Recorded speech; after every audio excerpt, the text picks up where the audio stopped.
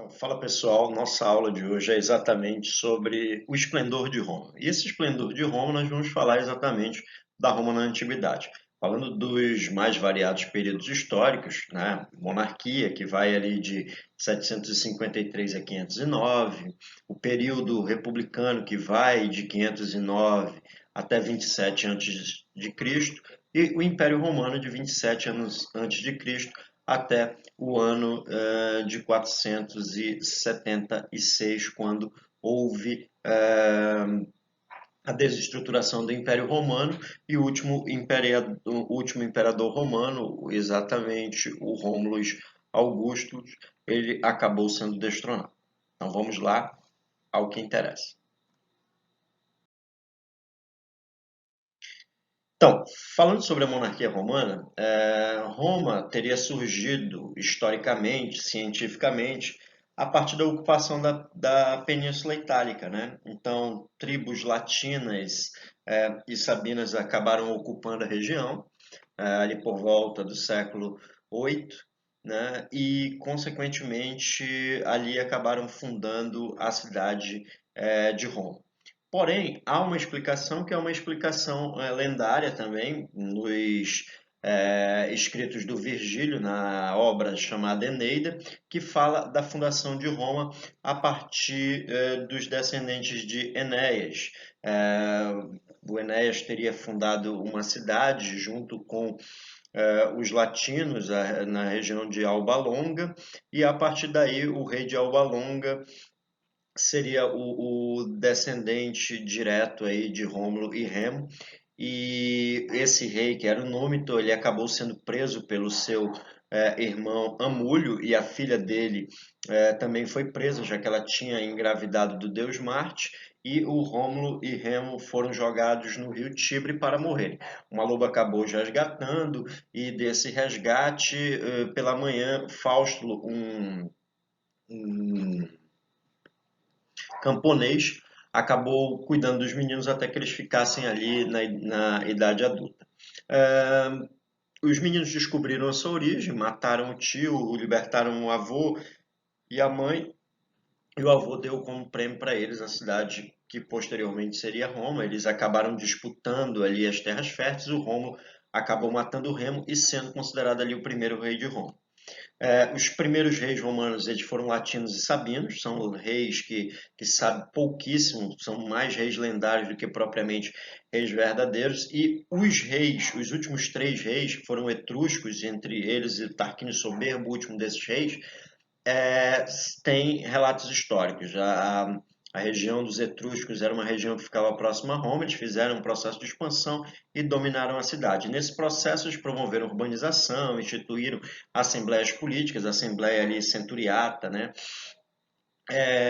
E também essas assembleias elas deliberavam sobre questões importantes, questões em relação às leis. O rei ele tinha o poder judicial, o poder religioso e o poder executivo. E as assembleias tinham exatamente o poder de ratificar todas essas questões. Quando Tarquínio Soberbo, o último rei de Roma, ele já não atendia mais aquilo que a assembleia estabelecia, os patrícios, que eram um grupo social mais importante, se aliou a um outro grupo subalterno, os plebeus, e acabaram destronando os reis etruscos e pondo fim à monarquia romana no ano de 509 a.C.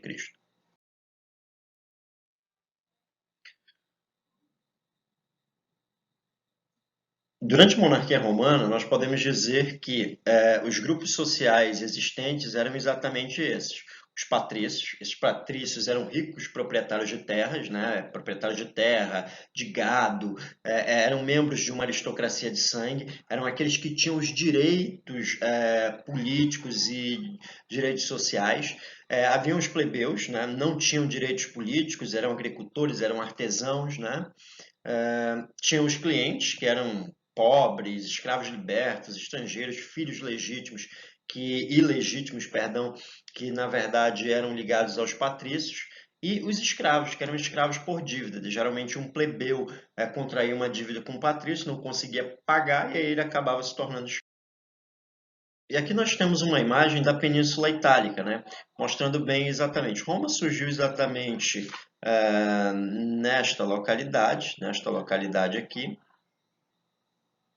onde eu irei grafar para vocês, e a partir daí conseguiu dominar toda essa região no que vai ali entre os séculos 4 e 3 a.C., ela acabou dominando toda essa região posterior. Então esse é um mapa aí da Península Itálica, né, entre os séculos 11 e 6 a.C. Essa aqui era a região exatamente dos etruscos, que acabaram dominando Roma, né, e aqui sabinos e latinos, que acabaram ali fundando Roma. Então vamos seguindo aqui. Após a destituição do último rei romano, do último rei etrusco que dominava Roma, acabou sendo estabelecida a República Romana, né? A República quer dizer coisa do povo, né? Então foi exatamente assim que os romanos acabaram estabelecendo. E na República Romana as instituições que acabaram se estabelecendo foram essas: o Senado, que era a estrutura mais importante, e as magistraturas. Essas magistraturas haviam os dois cônsules que cuidavam e eram responsáveis por organizar o exército, os cultos, né? Administravam as leis que vinham do Senado e as aprovavam, os pretores, que ficavam ali encarregados pelo zelo da aplicação das leis, né?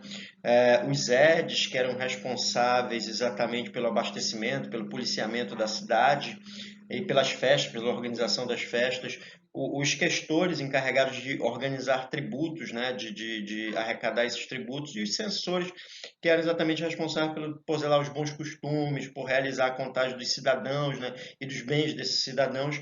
E também havia uma outra instituição, que era a ditadura. A ditadura era uma função legal, né? E o indivíduo ele poderia se tornar ditador se ele fosse cidadão romano, e a ditadura ela era prevista em casos de calamidade pública, de guerra e etc. Né? E o ditador ele tinha que prestar contas com o Senado. Então essas eram as principais magistraturas romanas. Durante esse período da República, as disputas entre patrícios e plebeus elas foram constantes, principalmente porque os plebeus queriam garantir direitos que até então não possuíam, e os plebeus haviam ajudado os patrícios a retirar os etruscos do poder, então os plebeus queriam mais direitos. E nesse processo, os plebeus eram a base do exército, compunham a base do exército, e por isso eles tinham como pressionar os patrícios nesse sentido. Por exemplo, quando em 494 povos inimigos tentaram invadir Roma, os plebeus fizeram o seguinte: nós não vamos fazer nada se vocês não garantirem direitos iguais. E a partir daí as negociações começaram a ser mais intensas. No período que vai do século VI até o século III, os plebeus eles vão organizar várias lutas onde eles exigem condições iguais às dos patrícios.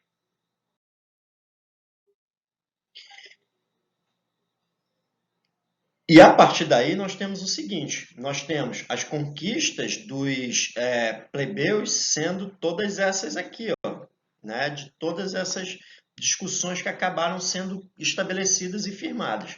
Em 494, institui-se o Tribunato da Plebe. O Tribunato da Plebe era exatamente a criação de uma magistratura plebeia, para que um plebeu possa defender os direitos e os interesses da plebe junto ao Senado, mas não era qualquer plebeu que poderia participar. Geralmente eram os plebeus enriquecidos. Lembrando que os plebeus são artesãos, são agricultores, né? Então tem como ter economicamente uma maior representatividade. Em 450, o Tribunato da Plebe exigiu a criação da Lei das 12 Tábuas, né, que foi o primeiro código de direito escrito de Roma. Em 445, houve o direito de casamento misto, patrícios e plebeus poderiam casar pela Lei Canuleia. Lembrando mais uma vez, não era qualquer plebeu que casava com patrício, geralmente era um plebeu enriquecido que casava seus filhos com as famílias patrícias. Em 366, houve exatamente a questão dos plebeus poderem adquirir, terem direito à terra, receber as terras conquistadas no processo de expansão territorial, a hager públicos. Em 326, houve a abolição da escravidão por dívidas, um plebeu que contraísse uma dívida não poderia ser mais escravizado. Em 300, os plebeus ganham acesso a todos os cargos públicos, tanto políticos quanto religiosos, inclusive de cônsules, sacerdotes ou sacerdotisas, etc., questores, etes, pretores, né?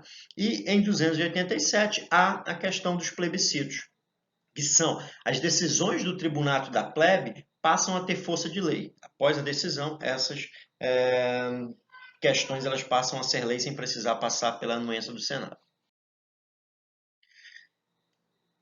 A República Romana, ela entra num processo de expansão territorial. E nesse processo de expansão territorial, o primeiro passo é a conquista da Península Itálica, né? Então, a conquista da Península Itálica ocorre entre os séculos 4 e 3 a.C., tá? Onde Roma expande o território pela região central da Itália, chegando até a região da Magna Grécia, certo? Isso faz com que novas áreas de conquista tenham mais escravos. Esses escravos possibilitam exatamente uma maior quantidade de força de trabalho. Nesse processo de expansão, ainda no século III, há o processo de embate, de antagonismo com Cartago, principalmente porque os cartagineses estavam ocupando a ilha Sicília e a partir daí os romanos queriam também fazer o processo de expansão por esse território. Nisso houve as guerras púnicas, já que os romanos chamavam os cartagineses de púnicos. Os cartagineses eram oriundos de uma colônia fenícia. Essa guerra durou de 264 até 146, foram 3 guerras, os romanos acabaram saindo vencedores. O último general romano Cipião, africano, conseguiu vencer os cartagineses e a partir daí os romanos controlaram o mar Mediterrâneo, inclusive denominando que o mar Mediterrâneo a partir daquele momento era o Mare Nostrum, o nosso mar.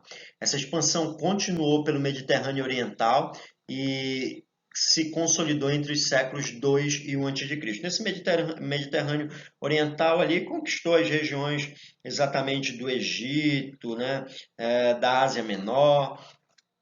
Foram algumas questões que acabaram ali sendo estabelecidas por essas conquistas. Toda essa expansão territorial ela promoveu exatamente isso aqui, ó. Crescimento da escravidão, disputa por terras, porque haviam terras mais importantes e mais férteis, e poder do exército. Os militares passaram a ter amplos poderes a partir desse momento. Então, continuando. E a partir desse processo de expansão, né, a Roma entra em crise. Mas vale a pena nós vermos tudo isso aqui. As conquistas em lilás, que aparecem para vocês nesse mapa, são as conquistas romanas entre 149 e 163. Então, toda essa região aqui em lilás durante esse período. A conquista da Gália por Júlio César, né, que era um local quase que inconquistável, Júlio César conseguiu fazer isso no período de 63 a 47 a.C., e a conquista de Otávio Augusto, essas conquistas aqui em amarelo, como vocês podem perceber, conquistando ali o último local de grande importância, o Egito. A crise na República Romana se processa exatamente a partir de vários movimentos sociais no século I. Entre esses movimentos sociais, nós temos as lutas por reforma agrária dos irmãos Tibério e Caio Graco. Eles, eleitos tribunos da plebe, eles elaboraram propostas para tentar superar as dificuldades enfrentadas pelos plebeus. O Tibério Graco, em 131 a.C., propôs a distribuição de terras que excedesse 125 hectares aos pobres. Os patrícios, lógico, que foram contrários a tal medida, pois não queriam ceder suas terras, e o Senado rejeitou as propostas. O Tibério Graco foi eleito em 123 anos antes de Cristo, e aí ele seguiu, ele conseguiu fazer algumas leis favoráveis aos plebeus, que essas leis fossem aprovadas pelo Senado. Ele tentou retomar as propostas de reforma agrária do seu irmão, e os senadores romanos conseguiram impedir a eleição e anularam as leis que ele havia criado. Tanto Tibério quanto Caio tiveram o mesmo destino, acabaram morrendo. Um acabou pedindo para que um escravo o matasse, e o outro pediu exatamente que houvesse ali, que ele acabou se suicidando, tomou um veneno, certo? E também houve as revoltas escravas. A revolta escrava mais importante foi a revolta de Espartacos entre 73 e 71 antes de Cristo. Essa revolta ela acabou sendo uma das mais importantes durante ali o Império Romano. Espartaco teria montado um exército entre 70 e 100 mil homens. Ele atacou diversas regiões da Itália, né? Os revoltosos, liderados por Espartaco, saíram vitoriosos em várias situações, até que o general Crasso passou a ser o líder das legiões romanas para tentar derrotar os escravos. Os rebeldes eles foram derrotados no sul da Península Itálica. O castigo foi cruel a esses ex-escravos ou que buscavam a liberdade. 6 mil foram crucificados e foram crucificados na Via Ápia. Era uma forma dos romanos mostrarem exatamente o que acontecia caso as pessoas se revoltassem. A partir disso, os generais eles passaram a ter grandes poderes em Roma. Júlio César, Crasso, Pompeu, são nomes de peso que acabam sendo muito importantes a partir de 59 a.C. O Senado, a partir dessas revoltas, ele começou a perder o controle da República, já que as instituições se fragilizaram, né? E havia ocorrido um processo de expansão e era muito difícil para que o Senado conseguisse administrar tudo isso. Os generais ganharam poder, o general Mário acaba se tornando ditador, né? E depois o Sila, que acaba destronando o Mário, acaba governando Roma. E a partir daí, da morte do Sila, nós crescimento.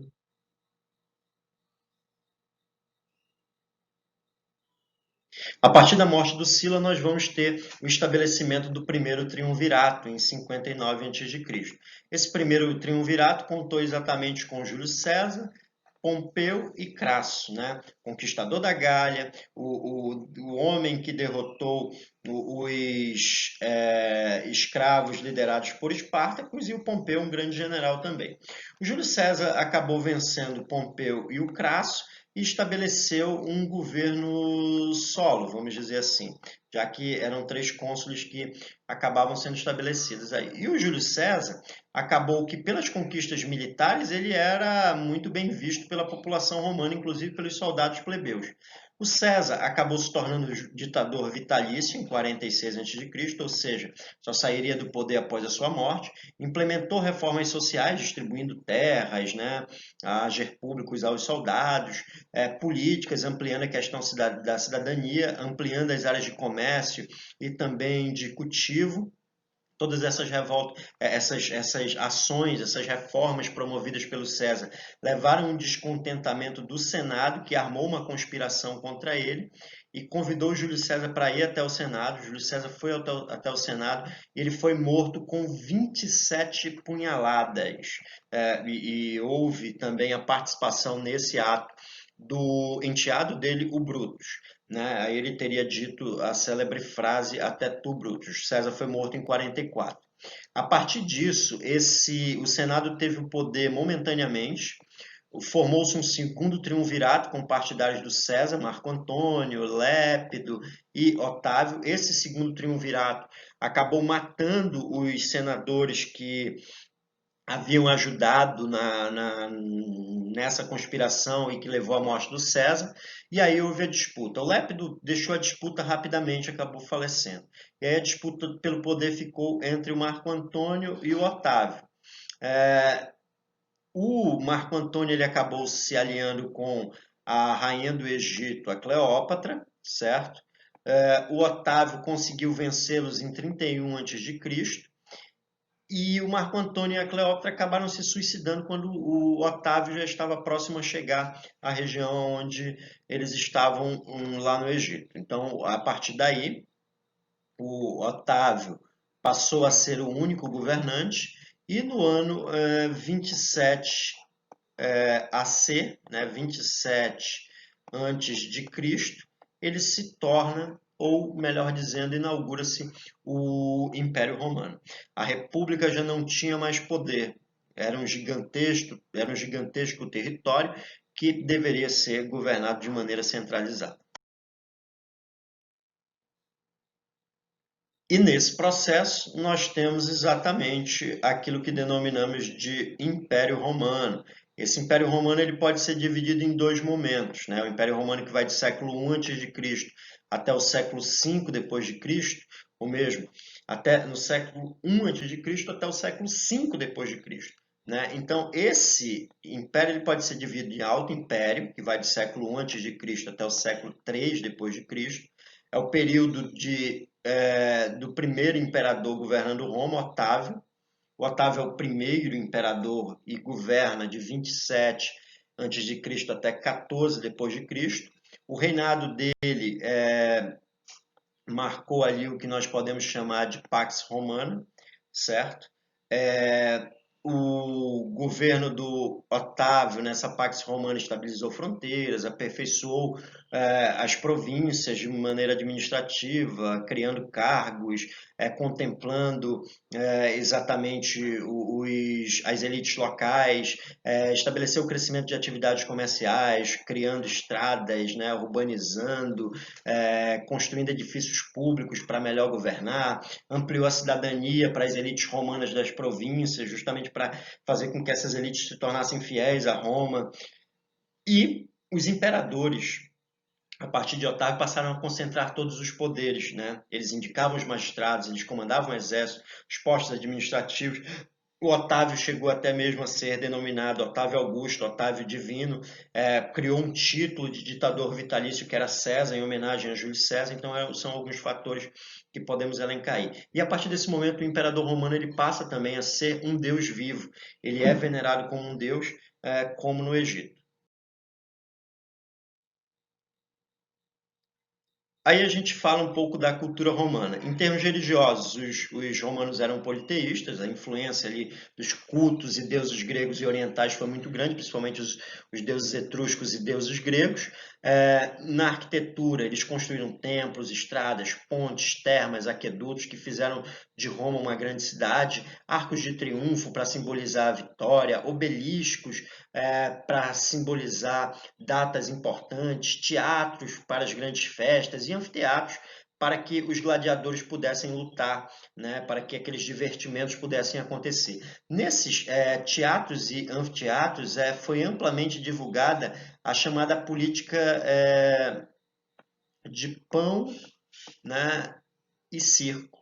Essa política de pão e circo, ela consistia em dar o pão, né, para a população pobre e também dar o divertimento para que a partir daí não houvesse revoltas sociais, né? Então essa política de pão e circo acabou para conter essas revoltas, apesar de que muitas revoltas acabaram existindo. Essas revoltas existiam porque havia uma grande quantidade de escravos e aí não necessitava do trabalho assalariado dos plebeus. Esses plebeus muitas vezes se revoltavam e a política do pão e circo foi essa tentativa. Na literatura, o Tito Livre, com a história de Roma, o Virgílio, com a poesia Eneida, contando a história da fundação de Roma, e o Ovídio, né, com a arte de amar e a metamorfose. Ainda há outras contribuições romanas, como o direito, né, direito romano a partir das leis das 12 tábuas, né? Sendo um importante código jurídico, depois o código de Justiniano, né? E serão muito importantes até mesmo para o direito atualmente. A língua latina, que deu origem a diversas línguas, como italiano, francês, o português, o romeno, o basco, o catalão, e o calendário juliano, que era um calendário ali com 365 dias, um calendário que é diferente do calendário que nós vivenciamos hoje, já que esse calendário ele possui 13 dias de diferença, né, do nosso calendário atual. E vamos prosseguindo. A partir do século I a.C. surge o cristianismo. Essa imagem aqui é uma imagem alusiva ao batismo de Constantino. Constantino foi o primeiro imperador romano a se tornar cristão. Ele foi batizado pelo Papa Silvestre, tá? E o cristianismo ele passa ou ele deixa de ser perseguido pelos romanos a partir exatamente do Constantino o Grande. Nesse processo, o cristianismo ele nasceu na Judéia, né? Uma província romana no século I a.C., a partir das pregações de Jesus de Nazaré, que foram levadas posteriormente pelos seus apóstolos, principalmente Pedro e Paulo, né? Durante alguns governos romanos, os cristãos foram perseguidos, o próprio Pedro e Paulo foram crucificados, né, por professarem essa fé. É, Já a partir de 313, no governo de Constantino, há o Edito de Milão. O Edito de Milão acabou concedendo liberdade de culto aos cristãos. Os cristãos não precisavam, a partir daquele momento, mais se esconder para cultuarem sua religião. E no ano de 380 a.C., há a oficialização do cristianismo como a religião oficial do império. E por que os cristãos muitas vezes eram perseguidos pelos romanos? Porque os cristãos eles não aceitavam o imperador como Deus, então muitas vezes eles acabaram sendo perseguidos e também não cultuavam os deuses do Estado, né, as imagens dos deuses do Estado romano, e por isso foram perseguidos. Mas a partir de 380, tudo isso se modificou. Os cristãos eles acabaram sendo a religião oficial do império e passaram a perseguir todas aquelas religiões que não eram as religiões oficiais do império.